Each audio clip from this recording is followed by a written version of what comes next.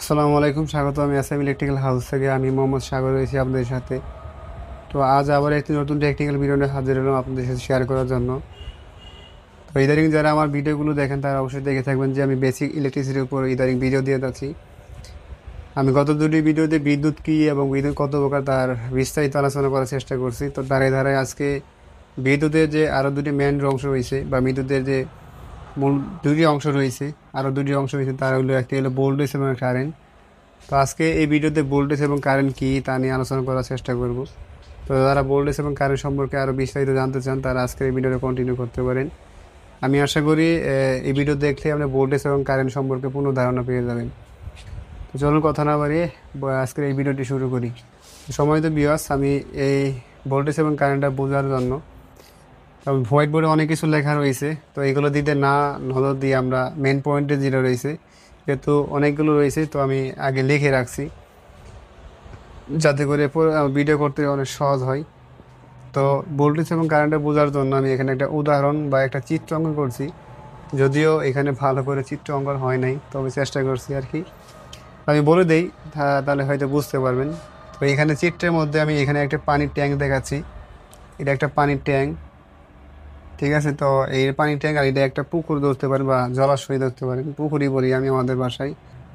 হয় পুকুর, এখানে একটা মোটর রয়েছে আর এখানে একটা পানির ট্যাঙ্ক আছে। তো এখানে আমি কি বোঝাতে চাচ্ছি যে পুকুরের মাধ্যমে পুকুর থেকে মোটর থেকে আমাদের ট্যাঙ্ক পর্যন্ত পানি যাবে। তো এখানে আমি লাইনগুলো দিয়ে রাখছি। তো এখন যে বোঝার বিষয়টা হচ্ছে যে এখানে যে আমরা যে ওয়ারিংটা করছি বা যে পানি পাম্প সংযোগ করছি আমাদের ট্যাঙ্ক পর্যন্ত, যদি আমরা এই জায়গায় কোনো ধরনের শক্তি প্রয়োগ না করি, অর্থাৎ আমরা যেগুলো এই মোটরটা যেগুলো অন না করি, তাহলে কোনোভাবে কি আমার এই ট্যাঙ্ক পর্যন্ত পানি আসবে?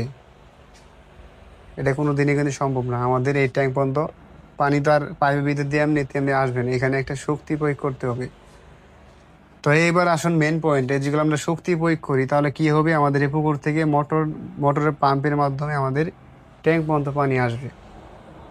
এখন যে বোঝার বিষয়টা যে পানি আসলো, পানি কই থেকে আসলো ইলেকট্রিক মধ্যে, এখানেই আসলে বোঝার বিষয় যে পাইপের ভিতর দিয়ে কিন্তু আমরা একটা শক্তি প্রয়োগ করছি বা এখানে প্রেশার সিলেক্ট করছি।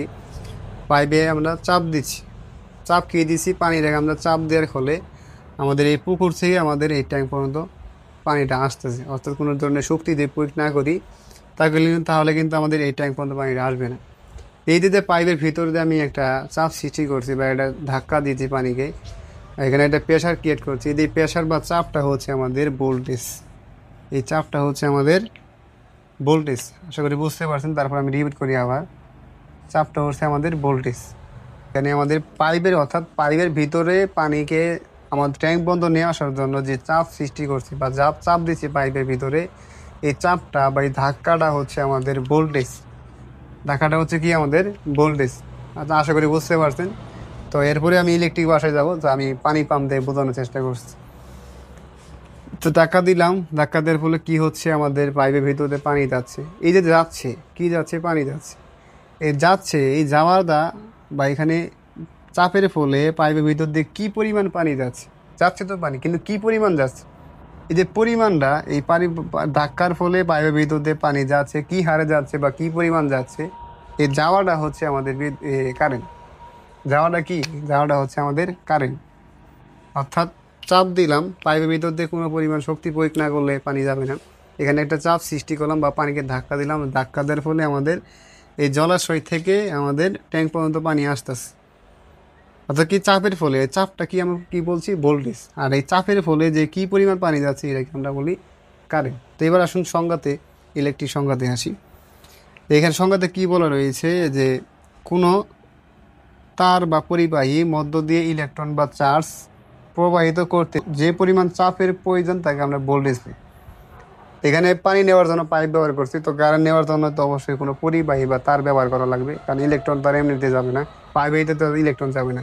তো সেটাই বলে রয়েছে, তার বা পরিবাহী মধ্য দিয়ে ইলেকট্রন বা চার্জ প্রবাহিত করতে যে এই যে চাপটা, অর্থাৎ আমরা পাইপের ভিতরে পানি দেওয়ার জন্য যে চাপ দিচ্ছি এটাকে আমরা কি বলছি, ভোল্টেজ বলছি। এই যে চাপ, অর্থাৎ আমাদের ইলেকট্রনগুলো তার পরিবাহীর ভিতর দিয়ে এমনিতে যাবে না, সেখানে একটা প্রেশার ক্রিয়েট করতে হবে, চাপ দিতে হবে। এই চাপটা হচ্ছে আমাদের ভোল্টেজ। আশা করি বুঝতে পারছেন, এটা হলো ভোল্টেজ। আর এই ভোল্টেজের একক হচ্ছে আমাদের ভোল্ট, যা আমরা ভি দ্বারা প্রকাশ করি। এটা ভোল্টেজের একক হচ্ছে ভোল্ট, আর এর আমরা ভি দ্বারা প্রকাশ করি। অর্থাৎ আমরা যখন লোড ক্যালকুলেশন করব তখন আমরা এই যে ওহমসের যে সূত্রগুলো ফালাবো, ওই যে সূত্রগুলোর মধ্যে আমরা কি ভোল্টেজের একক হচ্ছে ভোল্ট, আর ভোল্ট দ্বারা আমরা ভি দ্বারা প্রকাশ করি ভোল্টেজ। তেনা এটা গেল ভোল্টেজ। তবে আসুন কারেন্ট কাকে বলে। কারেন্টের সংজ্ঞাটা হচ্ছে যে কোনো তার বা পরিবাহী, সেম এটাই, কারণ তার বা পরিবাহীর মধ্য দিয়ে ইলেকট্রন যায়। যে কোনো তার বা পরিবাহীর মধ্য দিয়ে যে পরিমাণ, এই যে পরিমাণটা অর্থাৎ আমরা এখানে কি বলছি, যে পাইপের ভিতর দিয়ে পানি প্রবাহিত করার জন্য কি করছি, চাপ দিয়েছি, চাপটা হলো ভোল্টেজ। আর চাপের ফলে যে পাইপের ভিতর দিয়ে পানি যাচ্ছে ট্যাঙ্ক পর্যন্ত, কি হার যাচ্ছে বা কি পরিমাণ যাচ্ছে, এটাকে আমরা কারেন্ট বলছি। সেম এই জায়গায় পরিবারের মধ্য দিয়ে ইলেকট্রন কি যাচ্ছিল, এই জায়গায় যে দেখতে পাচ্ছেন এই জায়গায় কি যাচ্ছে, ইলেকট্রন বা চার্জ যাচ্ছিল। তো কোনটা কী দিয়ে যাচ্ছিল, এটা পরিবারের ভিতর দিয়ে যাচ্ছিল। এই পরিবারের ভিতর দিয়ে কি পরিমাণ এটা আমরা জানি না, এই যে পরিমাণ ইলেকট্রন বা চার্জ প্রবাহিত হয় তাকে আমরা কারেন্ট বলি। আশা করি বুঝতে পারছেন। আর এই কারেন্টের একক হচ্ছে আমাদের এম্পিয়ার, যা আমরা আই দ্বারা প্রকাশ করি। তো এই গেল কারেন্ট এবং ভোল্টেজ। আশা করি বুঝতে পারছেন। যদি না বুঝতে থাকেন কমেন্টে জানাবেন, আমি চেষ্টা করবো আরও সহজে বোঝানোর জন্য। তো এই গেল কারেন্ট এবং ভোল্টেজ, এই দুটা গেল। আর আমরা যে এখানে বলছি যে ওয়াটটা কি আমরা একটু বোঝার চেষ্টা করি। যে ওয়াটটা হচ্ছে, এই যে আমি লিখে রাখছি যে ওয়াটটা হচ্ছে বিদ্যুৎ বা পাওয়ার বা ওয়াট যাই বলেন, এটা একটা বিদ্যুৎ। ওয়াটটা কিন্তু আমাদের বিদ্যুৎ, কারণ আমরা যখন যাই যে এত ওয়াটের বা 100 ওয়াটের বাল্ব দেন, তো ওয়াটটা হচ্ছে আমাদের কি ভি আর আই, অর্থাৎ আমাদের ভোল্টেজ এবং কারেন্ট। যে ভোল্টেজ এবং কারেন্টে পাইছি, এই ভোল্টেজ এবং কারেন্টের গুণ ফল হলো ওয়াট বা বিদ্যুৎ বা পাওয়ার যাই বলেন না কেন। অর্থাৎ এই সাইডে হলো সব পাওয়ার অংশ, এসব কি এটা হলো পাওয়ার অংশ। আর এটা আমরা সূত্র অনুসারে বলি, কারণ ওহমসের সূত্র হইলো আমাদের P equal to V into I. অর্থাৎ আইটা হচ্ছে কারেন্ট বা এম্পিয়ার, যা আমরা এই যে পাইছি, এই যে এম্পিয়ার, যা আমরা আই দ্বারা প্রকাশ করি। আর ভিটা হচ্ছে ভোল্টেজ, দ্বারা একক হচ্ছে ভোল্ট, আর ভি দ্বারা প্রকাশ করি বি। অর্থাৎ ওয়াটটা হচ্ছে আমাদের ভি ভোল্টেজ এবং কারেন্টের গুণফল। তো এবার আমরা আরেকটা গুরুত্বপূর্ণ বিষয় জানবো, সেটা হলো যে রেজিস্ট্যান্স। তো চলুন রেজিস্ট্যান্সটা কি তা একটু দেখে আসি। সমিত বিয়াস, এখন আমরা দেখবো রেজিস্ট্যান্সটা কি। কারণ বিদ্যুতের মধ্যে এই রেজিস্ট্যান্সটা একটা খুবই গুরুত্বপূর্ণ একটা বিষয়। রেজিস্ট্যান্সটা জানা খুবই জরুরি, কারণ লোড কানেকশন করতে রেজিস্ট্যান্সটা লাগবে। তো রেজিস্ট্যান্সটা কী, যে আমরা দেখলাম যে পানির পাম্পের মাধ্যমে আমাদের ট্যাঙ্ক বুড়ানো বা ট্যাঙ্কে পানি পৌঁছানো, যে প্রক্রিয়াটা দেখলাম, যে প্রক্রিয়ার মাধ্যমে আমরা ভোল্টেজ এবং কারেন্টকে ব্যাখ্যা করলাম। তো সেই পাইপের ভিতরে এখানে পরিপূর্ণ না রেখে আমরা একটা পাইপ জাস্ট খালি একটা পাইপ অঙ্কন করে রাখছি। ঠিক আছে, এটা পাইপের ভিতরে ফোটা দেখতে পাচ্ছি, এটা একটা পানি কল্পনা করেন। তো কি হয়, রেজিস্ট্যান্সটা মূলত কি আমি একটা বুঝাই, যে পাইপের ভিতর দিয়ে আমরা পানিগুলো প্রবাহিত হচ্ছে বা পানিগুলো যাচ্ছে। তো পাইপের ভিতর দিয়ে যখন পানিগুলো যাচ্ছে, পাইপের ভিতরে পানি যাচ্ছে, যে এটা কিন্তু টোটালটা পাইপের ঘা ঘেঁষে যাচ্ছে। ঠিক আছে, পাইপটা যখন পাইপের ভিতরে পানি যাচ্ছে, তাহলে কি পাইপের ভর্তি পানি আসতেছে না, তাহলে কি পানি ঘা ঘেঁষেই তো আসতেছে পানিটা। তো এই যে পানিতে যখন আমাদের পাইপের ঘা ঘেঁষে যাচ্ছে, তো এই ঘেঁষে যাওয়ার ফলে এখানে কিন্তু একটা ঘর্ষণ সৃষ্টি হচ্ছে। অর্থাৎ একটা জিনিস যাচ্ছে, আমরা গা ঘেঁষে গেলে কি হয়, এখানে কিন্তু একটা ঘর্ষণ সৃষ্টি হচ্ছে, যে ইংলিশে কী বলে ফ্রিকশন বা ঘর্ষণ সৃষ্টি হয়েছে। এই ঘর্ষণের ফলে কিন্তু আমাদের পানির প্রবাহটা যে পরিমাণ হওয়ার কথা ছিল সেই পরিমাণ হয় না বা কিছুটা কমে যায়। ঠিক আছে, কারণ এই যে গা ঘেঁষে যাচ্ছে, এখানে একটা শক্তি ক্ষয় হচ্ছে, যার কারণে কি আমাদের পানির প্রবাহটা একটু কমছে, তাই না? কারণ পানি যখন ওই পাইপে গা ঘেঁষে যাচ্ছে, এই ঘেঁষে যাওয়ার কারণে ঘর্ষণ হচ্ছে বা ফ্রিকশন হচ্ছে। এই ফ্রিকশনটা যে হচ্ছে, এটাই হলো আমাদের রেজিস্ট্যান্স, অর্থাৎ বাধা। মানে পানি প্রবাহ মুক্তভাবে প্রবাহিত হতে পারছে না, সেখানে একটা বাধা সৃষ্টি করছে কি, পাইপের আবরণটা, পাইপের গা ঘেঁষে যাওয়ার কারণে সেখানে একটা কি ফ্রিকশন বা একটা ঘর্ষণ শক্তি কাজ করতেছে, মানে বিপরীত শক্তি কাজ করতেছে। আর এই হলো আমাদের রেজিস্ট্যান্স। তো চলুন আমরা ইলেকট্রিক ভাষায় বলি, অর্থাৎ কি আমাদের পরিবাহী বা আমাদের তার যাই বলেন, পরিবাহী ভিতরে যখন ইলেকট্রনগুলো প্রবাহিত হয়, তখনও কিন্তু কি ইলেকট্রনগুলো যখন আমাদের তারের ভিতরে পরিবাহীর ভিতরে যায়, তখন কিন্তু একটা বাধা সৃষ্টি হয় বা ঘর্ষণ সৃষ্টি হয়। তো এটা হলো আমাদের রেজিস্ট্যান্স। এটা হলো সহজ ভাষায় যদি আমরা সংজ্ঞার ভাষায় বলি, যে আমরা সংজ্ঞায় ভাষা বলি কি, রেজিস্ট্যান্স হচ্ছে রেজিস্ট্যান্ট পরিবাহী ধর্মের একটি বৈশিষ্ট্য। এই যে পরিবাহী রয়েছে বা তার রয়েছে, এটা একটা বৈশিষ্ট্য বা ধর্ম। এটাই বলা রয়েছে যে রেজিস্ট্যান্স পরিবাহী পদার্থের একটি বৈশিষ্ট্য বা ধর্ম, মানে এটা একটা পরিবাহী ধর্ম, এটা বৈশিষ্ট্যই। বাধা দেওয়াটাই হলো এই আমাদের পরিবাহের একটা বৈশিষ্ট্য বা ধর্ম।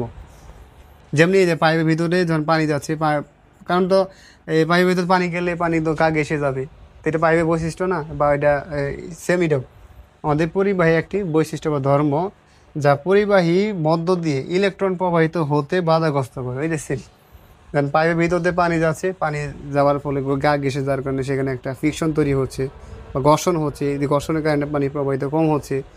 সেম এটাও আমাদের ইলেকট্রন যখন পরিবাহীর ভিতর দিয়ে যাচ্ছে, সেখানে তো একটা ঘর্ষণ সৃষ্টি হচ্ছে। তো এটাই কি আমাদের রেজিস্ট্যান্স। এটাই বলা রয়েছে যে রেজিস্ট্যান্স পরিবাহী পদার্থে, এটা একটা পদার্থের বৈশিষ্ট্য বা ধর্ম। আর এই বৈশিষ্ট্য বা এই বাধা দেওয়ার যে বৈশিষ্ট্য রয়েছে, এই যে প্রত্যেক পরিবাহীতে বাধা দেওয়ার যে বৈশিষ্ট্যটা রয়েছে, এই বৈশিষ্ট্যটিকে আমরা কী বলি, রেজিস্ট্যান্স বলি। আর এই রেজিস্ট্যান্সের একক হচ্ছে ওহমস। ঠিক আছে, এই রেজিস্ট্যান্সের একক হচ্ছে ওহমস। তো এই ছিল আজকের ছোট একটি ভিডিও, ভোল্টেজ, কারেন্ট, ওয়াট এবং রেজিস্ট্যান্স কী তা আপনাদের সাথে খুব নর্মালভাবে বোঝানোর চেষ্টা করি। কারণ আমি আসলে বেসিকটার উপর একটু বেশি কাজ করে থাকি। কারণ আপনি একটা জিনিস বেসিক জানলে, যদি আপনি বেসিকটা জানেন, তাহলে অ্যাডভান্স পর্যন্ত আপনি এমনিতেই করতে পারবেন। তো এই ছিল আর কি রেজিস্ট্যান্সের কিছু বিদ্যুতের যে আরও তিনটি অংশ, ভোল্টেজ, কারেন্ট এবং ওয়াট, রেজিস্ট্যান্স। এরপরে আমরা আরও শিখবো যে এই বিদ্যুতের ভিতরে আরেকটা গুরুত্বপূর্ণ বিষয় দেখলে আমাদের ফ্রিকোয়েন্সি। তো ফ্রিকোয়েন্সিটা কী, এবং সেই সাথে ওহমসের যে একটা সূত্র রয়েছে, কিছুক্ষণ আগে যে দেখাইলাম, ওহমসের যে একটা সূত্র রয়েছে, P equal to V into I, অর্থাৎ পাওয়ার ইকাল টু সমান সমান আমাদের ভোল্টেজ এবং কারেন্ট। এই ভোল্টেজ এবং কারেন্ট, সেই সাথে আরও যে বিষয়টা রয়েছে সেটা হচ্ছে আমাদের পাওয়ার ফ্যাক্টর। ঠিক আছে, পাওয়ার ফ্যাক্টর রয়েছে 0.9 বা 0.8, এতে পাওয়ার ফ্যাক্টর রয়েছে। পাওয়ার ফ্যাক্টরটা কি, গত নেক্সট ভিডিওতে আলোচনা করব এই বিষয় নিয়ে, পাওয়ার ফ্যাক্টরটা কি, সেই সাথে যে ওহমসের সূত্রগুলো রয়েছে এই সূত্রগুলো আপনাদের সাথে শেয়ার করব। সেই সাথে ডিসি কারেন্টের সূত্র আলাদা, এসি কারেন্টের সূত্র আলাদা, আবার 3 ফেজের ক্ষেত্রে আলাদা, এইগুলো ধারাবাহিকভাবে ভিডিও তো আসবে। আমি আশা করি সেই ভিডিওগুলো দেখবেন। তো নেক্সট ভিডিও দেখার আমন্ত্রণ জানিয়ে আজকে এই মতো এইখানেই শেষ করছি। অনেক ভিডিও লম্বা হয়ে গেছে। আর এখানে যে কোথাও বুঝে না থাকেন অবশ্যই কমেন্টে জানাবেন, আমি আপনার কমেন্টে যথাযথ উত্তর দেওয়ার চেষ্টা করবো। তো সেই বন্ধু ভালো থাকেন, সুস্থ থাকেন, আল্লাহ হাফেজ।